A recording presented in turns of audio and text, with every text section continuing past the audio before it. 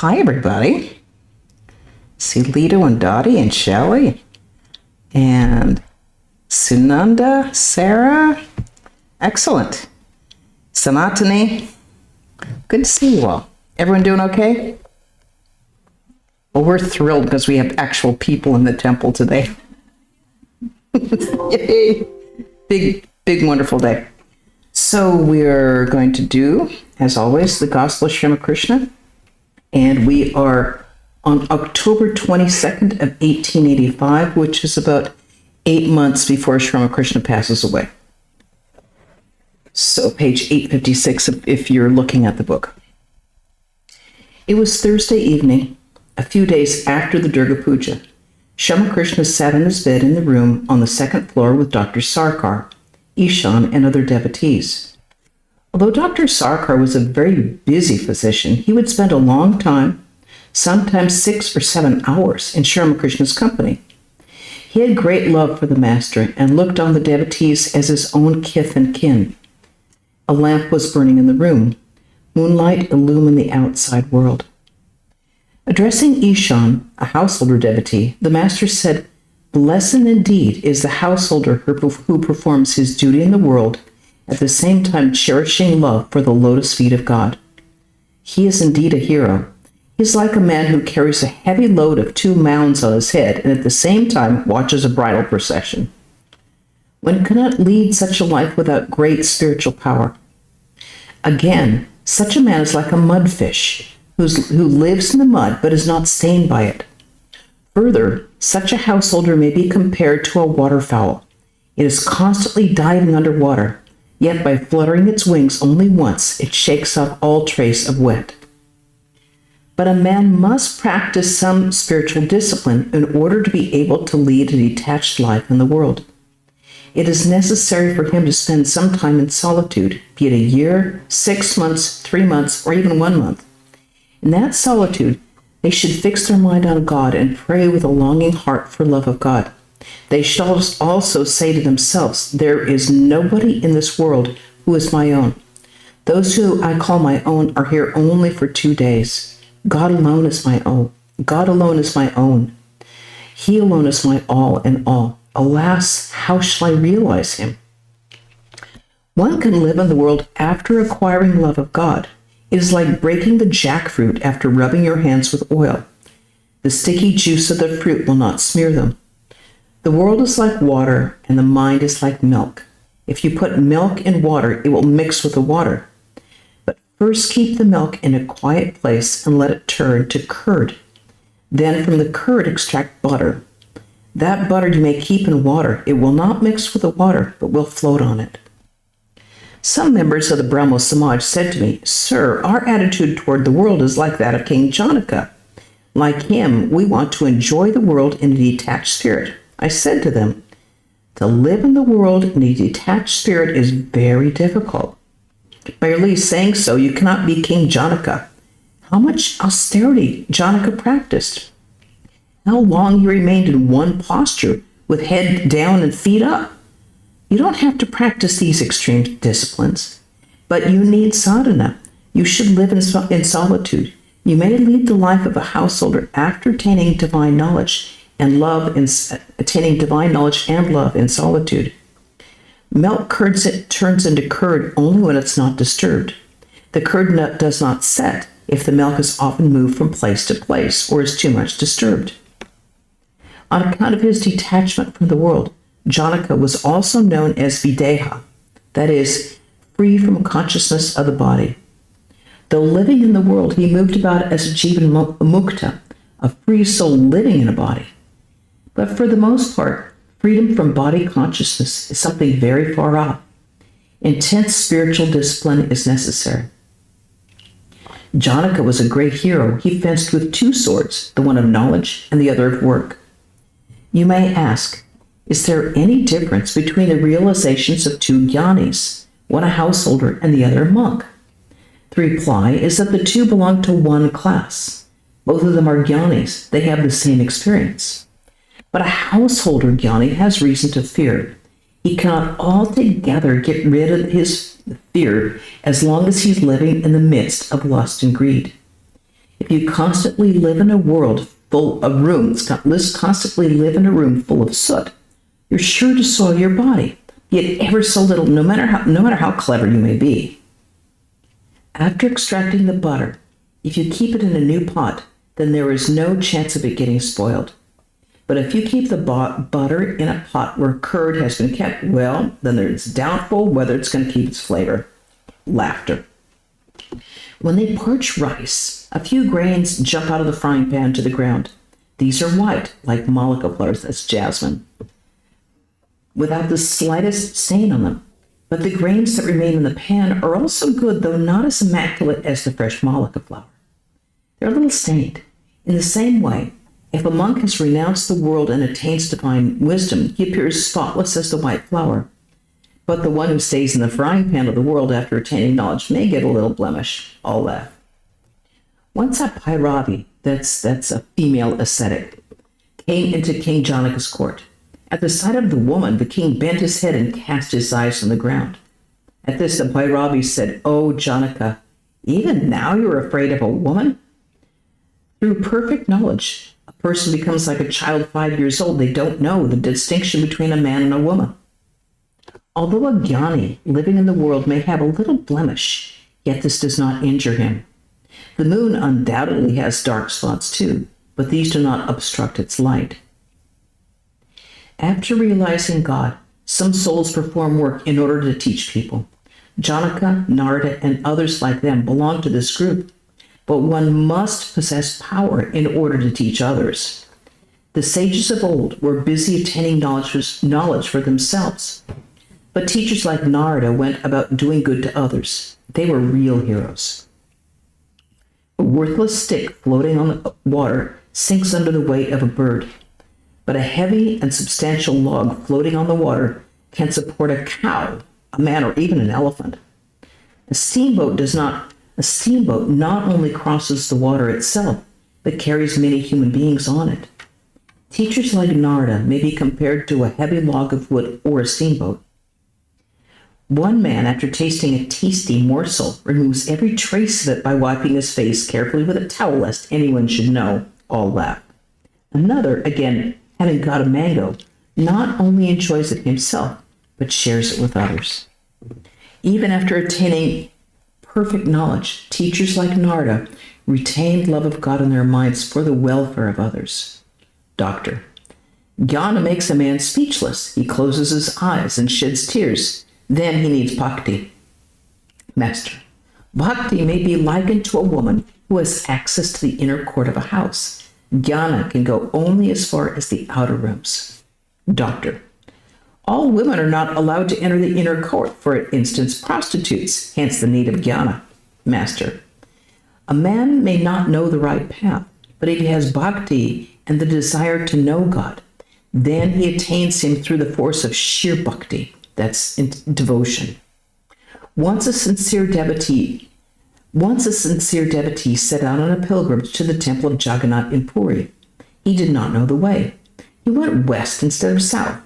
He no doubt strayed from the right path, but he always eagerly asked people the way, and they gave him the right direction, saying, "This is not the path, follow that one." At last the devotee was able to get to Puri and worship the deity. So you see, even if you're ignorant, someone will tell you the way if you are earnest. Doctor. But the devotee in his ignorance did lose his way. Master. Yes, such a thing happens, no doubt, but the man reaches the goal in the end. A devotee. Has God a form, or is he formless? Master. God has form, and again he is formless. Once upon a time, a sannyasi entered the temple at Jagannath. As he looked at the holy image, he debated within himself whether God had a form or was formless. He passed his staff from left to right, whether it touched the image. The staff touched nothing. He understood that there was no image before him, and he concluded that God was formless. Next, he passed the staff from right to left. It touched the image. The sannyasi understood that God had form. It understood that the God had form. No period there. Thus he realized that God has form and again is formless. But it is extremely difficult to understand this. Naturally, a doubt arises in the mind. If God is formless, how can he have forms? Further, if he has form, then why does he have so many forms? Doctor, God has created all these forms in the world. Therefore, he himself has a form. Again, he has created the mind. Therefore, he is formless. It is possible for God to be everything. Master, these things do not become clear until one has realized God. He assumes different forms and reveals himself in different ways for the sake of his devotees. A man kept a solution of dye in a tub. Many people came to him to have their clothes dyed. He would ask a customer, what color would you like to have your cloth dyed? If a customer wanted red, then the man would dip the cloth in the tub and say, here's your cloth dyed red. If another customer wanted his cloth dyed yellow, the man would dip his cloth in the same tub and said, here's your cloth dyed yellow. If a customer wanted his cloth dyed blue, the man would dip it in the same tub and say, here's your cloth dyed blue. Thus he would dye the clothes of his customers different colors, dipping them all in the same solution. One of the customers watched all this with amazement. The man asked him, well, what color do you want for your cloth? The customer said, brother, dye my cloth the color of the dye in your tub. Laughter. Once a man went into a wood and saw a beautiful creature on a tree. Later he told his friend about it and said, brother, on a certain tree in a wood, I saw a red-colored creature. The friend answered, I have seen it too. Why do you call it red? It's green. A third man said, oh, no. Why do you call it green? It's yellow. Then other persons began to describe the animal variously as violet, blue, or black. Soon they were quarreling about the color. At last they went to the tree and found a man sitting under it. In answer to their questions, he said, I live under this tree and know the creature very well. What each of you has said about it is true. Sometimes it is red, sometimes green, sometimes yellow, sometimes blue, and so forth and so on. And sometimes I see it has no color whatsoever. Only one who constantly thinks of God can know his real nature. He alone knows that God reveals himself in different forms and in different ways, and that he has attributes and again he has none. Only the person who lives under the tree knows that the chameleon can assume various colors, and that sometimes it remains colorless. Others, not knowing the whole truth, quarrel among themselves, and they suffer. Yes, God has form, and again, he has none. Do you know how it is? Brahman, existence, knowledge, bliss, absolute, is like a shoreless ocean. In the ocean, visible blocks of ice are formed here and there by intense cold.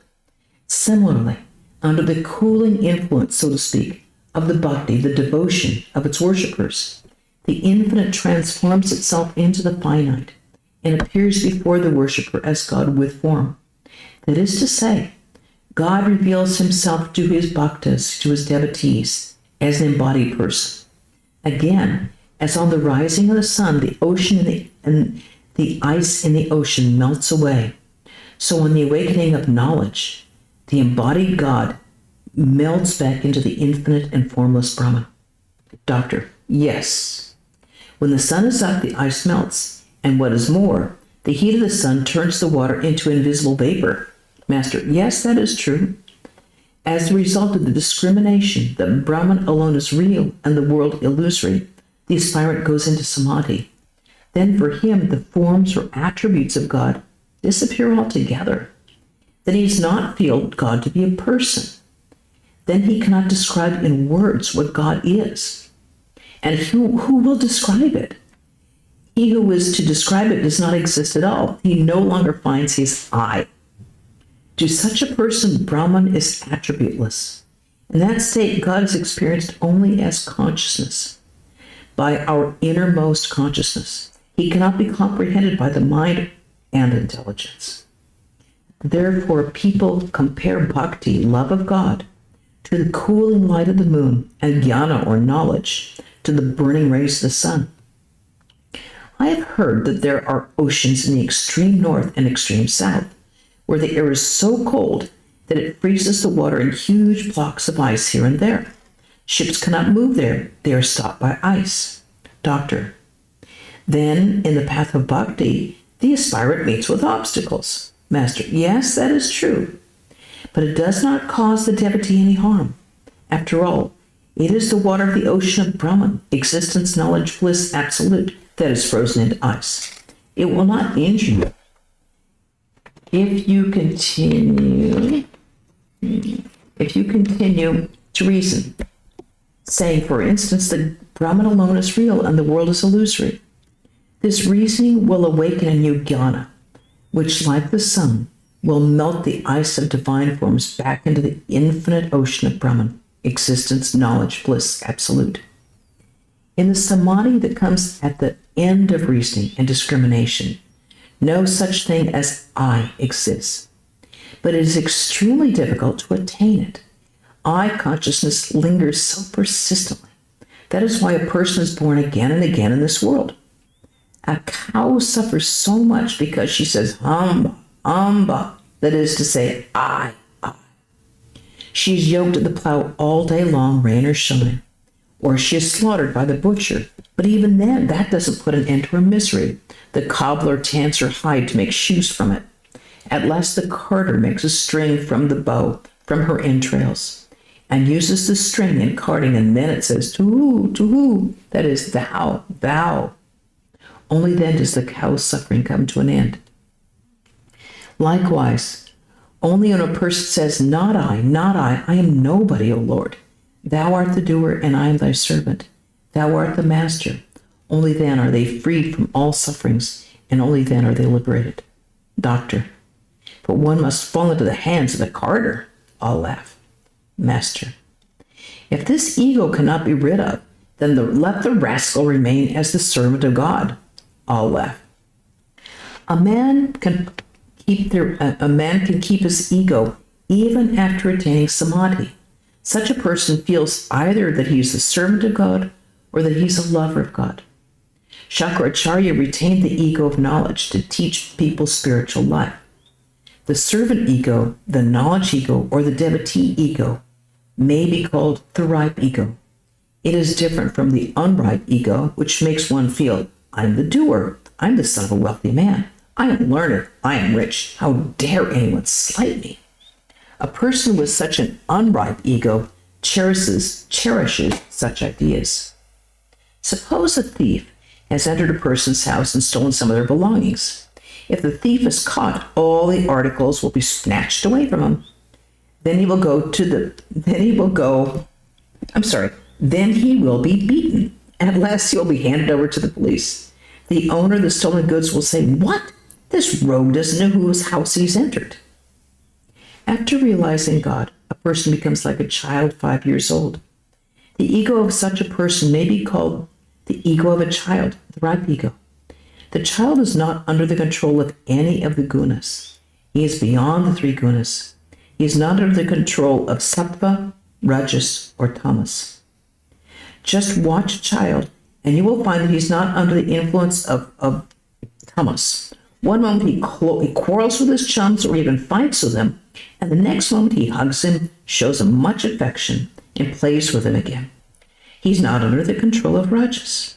Now he builds his playhouse and he makes all kinds of plans to make it beautiful, and the next moment he leaves everything behind and turns to his mother. Again, you see him wearing a beautiful piece of cloth worth 5 rupees. After a few moments, the cloth lies on the ground. He forgets all about it. Or he may carry it under his arm.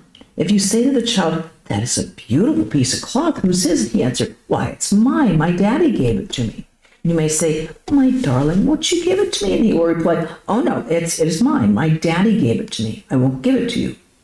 Some minutes later, you may coax him with a toy or a music box worth a penny, and he will give you the cloth. Again, a child 5 years old is not attached even to sattva. You may find him today very fond of his playmates in the neighborhood. He doesn't feel happy for a moment without seeing them. But tomorrow, when he goes to another place with his parents, he finds new playmates, and all his love is now directed to his new friends. He seems almost to forget about his old ones. Further, a child has no pride of caste or family. If his mother says to him about a certain person, "This man is your other brother," he believes this one to be 100% true. One of the two have been born in a Brahmin family, and the other may belong to a low caste, like say that of the blacksmiths, but they will take the meal from the same plate. A child is beyond all ideas of purity and impurity. He's not bound by social conventions. He doesn't hesitate to come out naked before others. Then there's the ego of old age. Dr. Sarkar laughs. An old man has many shackles: caste, pride, shame, hatred, and fear. Furthermore, he is bound by the ideas of worldly cleverness, calculating intelligence, and deceit. If he is angry with anybody, he cannot shake it off easily. Perhaps he keeps the feeling as long as he lives. Again, there's the ego of scholarship and the ego of wealth. The ego of old age is an unripe ego. To the doctor, there are a few men who cannot attain knowledge of God, men proud of their scholarship, proud of their education, or proud of their wealth. If you speak of such people about a holy man and ask them to visit him, they'll make all kinds of excuses and will not go. But in their heart of hearts, they think, why, we are big persons ourselves. Must we go and visit someone else? A characteristic of Tamas is pride. Pride and delusion from Tamas. It is said that in the Purana that Ravana had an excess of Rajas, Kumbhakarna of Tamas, and Bibhishana of Sattva. That's why Bibhishana was able to receive the grace of Rama. Another characteristic of Tamas is anger. Through anger, one loses one's wits and cannot distinguish between right and wrong. In a fit of anger, Hanuman set fire to Lanka without even thinking for a moment that the fire might also burn down the hut where Sita lived. Still, another feature of Tamas is lust. Girindra Ghosh of Paturigata once remarked, "Since you cannot get rid of your passions, your lust, your anger, so on, give them a new direction. Instead of desiring worldly pleasures, desire God. Have intercourse with Brahman. If you cannot get rid of anger, then change its direction. Assume the tamasic attitude of bhakti and say, what? I've repeated the hallowed name of Durga, and shall I not be liberated? How can I be a sinner anymore? How can I be bound anymore? If you cannot get rid of temptations, direct it toward God. Be infatuated with God's beauty. If you cannot get rid of pride, then be proud to say that you are the servant of God and you are the child of God. Thus turn the 6 passions toward God." Doctor, it is very hard to control the sense organs. They're like restive horses whose eyes must be covered with blinkers. In the case of some horses, it is necessary to prevent them from seeing at all. Master, a person need not fear anything if they once received the grace of God. But once they obtain the vision of God, they attain self-knowledge. Then the 6 passions cannot do any harm. And let's see, we've got a few more minutes. Does anyone have any questions offhand before we launch into anything more? Okay, let me just say for one thing about the world being real and unreal. That by real, they mean what is eternal, what does not pass away. Because when we talk about, obviously, this is real, this is real, this is real, but it's a temporary reality. It changes all the time. It could have burned down in that fire. This ages continually. The mind is also unreal in the sense that it's continually changing. It goes up and down and up and down.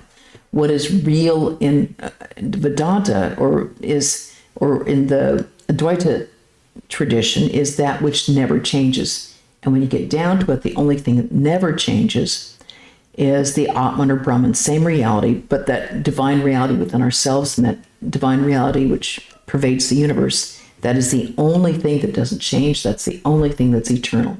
Everything else is transitory. So when they talk about the world is unreal, In other words, he says lasts for 2 minutes only. So we put our heart, intelligence, passions, and everything into something that's going to disappear in a moment. Whether it's that moment is a year, 5 years, or 30 years. But he reminds us to keep it in mind, because otherwise we really suffer. To remember that which doesn't pass away, that which doesn't change. All right, so here we go. Eternally perfect souls like Narada and Prahlada did not have to take the trouble to put blinkers on their eyes. A child who holds the father's hand while walking along the narrow bulk of a paddy field may loosen his hold in a moment of carelessness and slip into a ditch. But it's quite different if the father holds the child's hand. Then the child never falls into the ditch. Doctor: but is it not proper for a father to hold the child by the hand? Master: it's not quite like that. Great sages have childlike natures. Before God, they're always like children. They have no pride. Their strength is the strength of God. It is the strength of their Father. They have nothing to call their own. They are firmly convinced of that. Doctor: can you make a horse move forward without first covering the eyes with blinkers? Can one realize God without first controlling the passions? Master: what you say is according to the path of discrimination. That is, discrimination means that between which is eternal and that which is non-eternal. That the discrimination is that sometimes they use the word discernment, discerning between what is eternal and what is transitory. It is known as Jnana Yoga. Through that path, too, one attains God. The Jnanis, those who follow that path, say that an aspirant must first of all purify his heart. First, he needs spiritual exercise. Then he will attain knowledge. But God can also be realized through the path of devotion. Once the devotee develops love for the lotus feet of God and enjoys the singing of his name and attributes, he does not have to make a special effort to restrain his senses. For such a devotee, the sense organs come under the control of themselves. Suppose a man has just lost his son and is mourning his death. Can he be in a mood to quarrel with others that very day or enjoy a feast in the house of a friend? Can he that very day show his pride before others or enjoy sense pleasures? If a moth discovers light, can it remain in the darkness anymore? Doctor with a smile: of course it cannot. It would rather fly into the flame and perish. Master: oh, no, that's not so. A lover of God does not burn himself to death like the moth. The light to which he rushes is like the light of a gem. That light is brilliant, no doubt, but is soothing and cool. That light does not scorch the body. It gives him peace and joy. One realizes God by following the path of discrimination and knowledge. But this is an extremely difficult path. It is easy enough to say such things as, I am not the body, mind, or intellect. I am beyond grief, disease, and sorrow. I am the embodiment of existence, knowledge, bliss, absolute. I'm beyond pain and pleasure. I'm not under the control of the sense organs. But it is very hard to assimilate those ideas and practice them. Suppose I see my hand cut by a thorn and blood is gushing out. It is not right for me then to say, why, my hand is not cut by the thorn. I'm all right. In order to be able to say that, I must first of all burn the thorn itself in the fire of knowledge. Most people think they cannot have knowledge or understanding of God without reading books. But hearing is better than reading, and seeing is better than hearing. Hearing about Varanasi is different from reading about it, but seeing Varanasi is different either hearing or reading. And that is where we're going to stop right now. So, any comments, questions, protestations, irritations? Okay. All right. Well, good to see you. Good to see you living human beings in the temple. This is wonderful. And next week, we'll be doing the same thing, same place. Good to see you all on Zoom from Portland and Irvine and way even down in Santa Barbara. Ah, yes, in Arizona. Yes. Tomorrow, we're going to have a lecture in the temple at 11 o'clock. And Swami Mahayogananda will be speaking on, now just who do you think you are? And intriguing. And this coming Wednesday, we'll be having a reading from the Eternal Companion at 5 p.m. And again on Saturday, Gospel of Sri Ramakrishna reading at 5 p.m. So please join us either in person or Zoom away, or YouTube. Conclude with a chant. Om Shanti Shanti Shanti Hari Om Tat Sat Sri Ramakrishna